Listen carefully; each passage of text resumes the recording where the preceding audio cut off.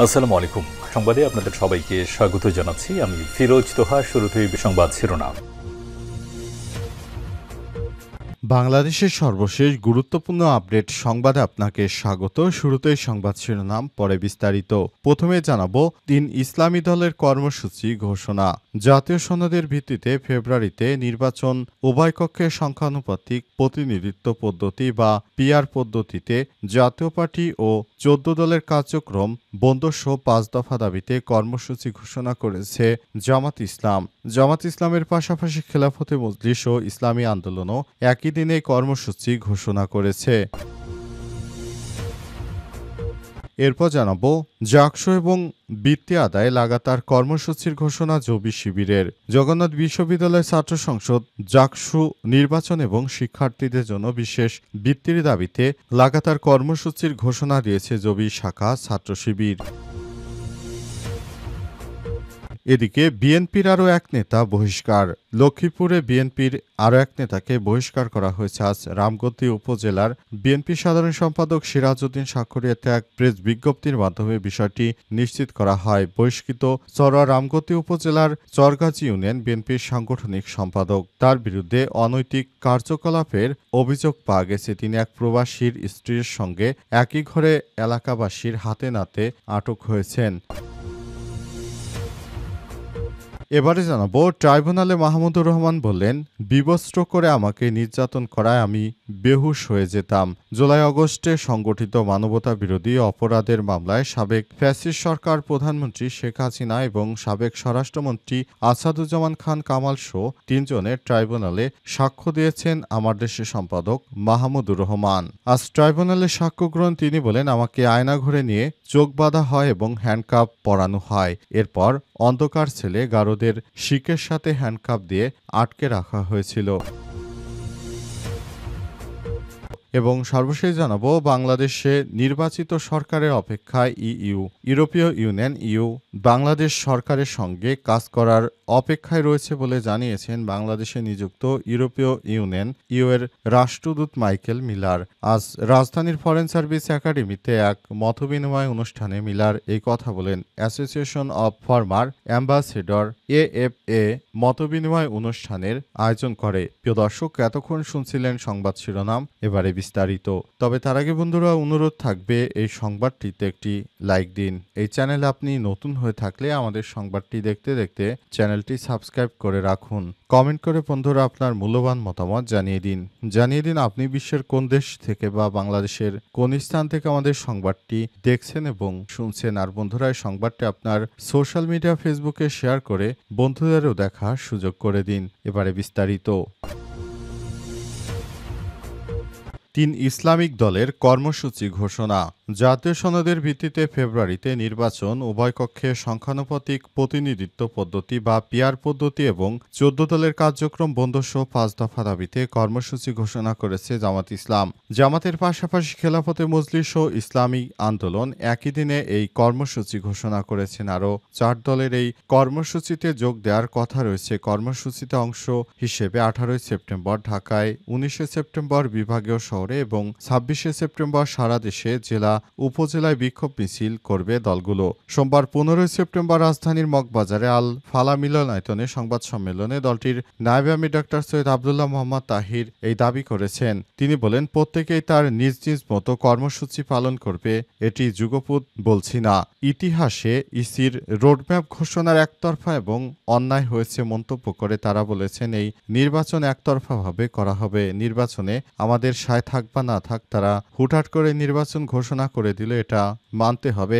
আশ্চর্য তামাশার কথা বলছে নির্বাচন কমিশন। নির্বাচন কমিশনের পক্ষ থেকে যে কাজ করা হচ্ছে এটি আসলে গ্রহণযোগ্য হতে পারে না। কারণ নির্বাচন কমিশন তখনই নির্বাচনের ঘোষণা দেবে যখন এই দেশে ৩টি কাজের মধ্যে প্রথম দুটি হয়ে যাবে। যে আশা আকাঙ্ক্ষা নিয়ে আমরা অন্তর্বর্তীকালীন সরকারের প্রধান উপদেষ্টাকে ক্ষমতায় বসিয়েছি সে বিষয়টি তিনি করতে পারেননি। সুতরাং এই নির্বাচন করার কোনো প্রশ্নই আসে না। কারণ নির্বাচনের মাধ্যমে আমরা যে নতুনভাবে পরিবর্তন এর আশা করেছি সেই পরিবর্তন হচ্ছে না। এটা আমাদের জন্য খুবই দুঃখজনক ব্যাপার। তাই আমরা এই কর্মসূচি ঘোষণা করতে বাধ্য হয়েছি। এই কর্মসূচির মাধ্যমে আমরা নতুন বাংলাদেশ গড়ার স্বপ্ন দেখছি, সেই স্বপ্ন বাস্তবায়ন করতে চাই।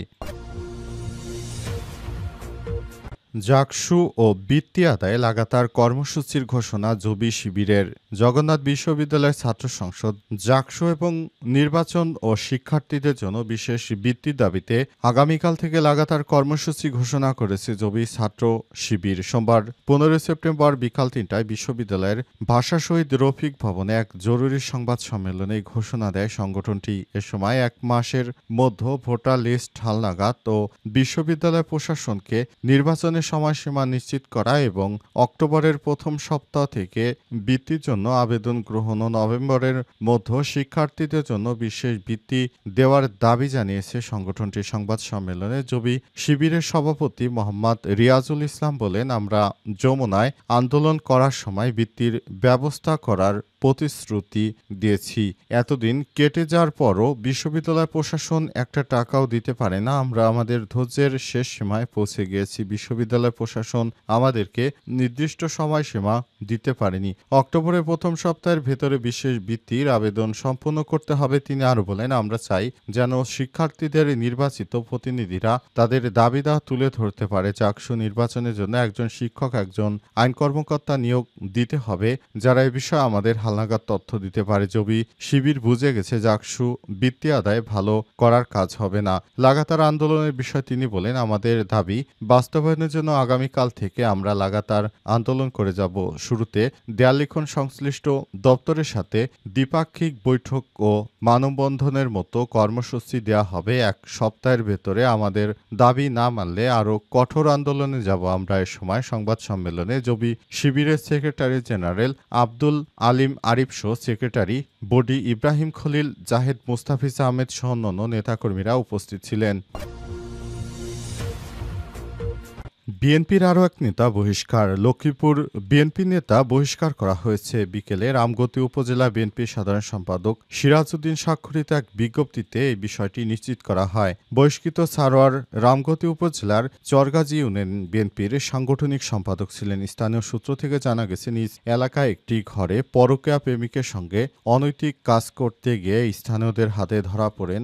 ঘটনাটির ভিডিও ছবি সামাজিক যোগাযোগ মাধ্যম ফেসবুকে ছড়িয়ে পড়ে। বিএনপি নেতা সিরাজউদ্দিন স্বাক্ষরিত প্রেস বিজ্ঞপ্তিতে উল্লেখ করা হয়, সারোয়ারের বিরুদ্ধে অনৈতিক কার্যকলাপজনিত অভিযোগ উত্থাপিত হওয়ার কারণে দলের সম্মানহানি হয়েছে। সুনির্দিষ্ট অভিযোগের ভিত্তিতে তাকে দলের প্রাথমিক সদস্য পদ সহ সব ধরনের পদ থেকে বহিষ্কার করা হয়। তাকে দলীয় সব ধরনের কার্যক্রম থেকে বিরত থাকার নির্দেশ প্রদান করা হয়েছে। রামগতি উপজেলা বিএনপির সভাপতি জামাল উদ্দিন এই সিদ্ধান্তের অনুমোদন করেছেন। বহিষ্কারের অনুলিপিটি লক্ষ্মীপুর 4 রামগতি এবং কমলনগর আসনের সাবেক সংসদ সদস্য এবিএম আশরাফ উদ্দিন নিজাম, জেলা বিএনপি রামগতি থানা ও রামগতি প্রেস ক্লাবকে দেওয়া হয়েছে। এর আগে নড়াইলে এক বিএনপি নেতাকে বহিষ্কার করা হয়। রোববার 14 সেপ্টেম্বর দলটির সিনিয়র যুগ্ম মহাসচিব অ্যাডভোকেট রুহুল কবির রিজভী স্বাক্ষরিত এক প্রেস বিজ্ঞপ্তিতে তাকে বহিষ্কারের বিষয়টি নিশ্চিত করা হয়েছে। ট্রাইব্যুনালে মাহমুদুর রহমান বলেন, আমাকে বিবস্ত্র করে নির্যাতন করায় আমি বেহুশ হয়ে গেছি। জুলাই আগস্টে সংগঠিত মানবতা বিরোধী অপরাধের মামলায় সাবেক প্রধানমন্ত্রী শেখ হাসিনার বিরুদ্ধে সাক্ষ্য দিয়েছেন মাহমুদুর রহমান। তিনি বলেছেন, আমাকে যেভাবে শেখ হাসিনার কুখ্যাত সন্ত্রাসী গ্রুপ রিমান্ডে নিয়ে নির্যাতন করেছে, আমি মাঝে মাঝে বেহুশ হয়ে পড়েছি। আমার পায়ের তালুতে তারা সুচ ঢুকে দিত এবং শরীর থেকে সমস্ত রক্ত ঝরিয়ে দিত। সব সময় আল্লাহর নাম জপতাম এবং এভাবে আমার উপর প্রতিনিয়ত নির্যাতন করা হয়েছে। এই নির্যাতনের পরিমাণ সইতে না পেরে অনেক সময় অজ্ঞান হয়ে পড়তাম। তারপরও তারা আমাকে ছাড়েনি। অজ্ঞান অবস্থায় তারা এমনভাবে কার্যক্রম চালাতো, মনে হতো আমি আর পৃথিবীতে হয়তো বাঁচতে পারবো না। এভাবেই তিনি কথাগুলো বলছিলেন। আর শেখ হাসিনা মানবতা বিরোধীর এমন কোনো অপরাধ নেই যা শেখ হাসিনা করেনি। শেখ হাসিনা বাংলাদেশটাকে একটি ভারতের তাবেদার রাষ্ট্রে পরিণত করার নীল নকশা এঁকেছিল। তিনি বাংলাদেশটাকে ভারতের অঙ্গরাজ্য করার জন্য সব রকমের কাজ করেছিলেন।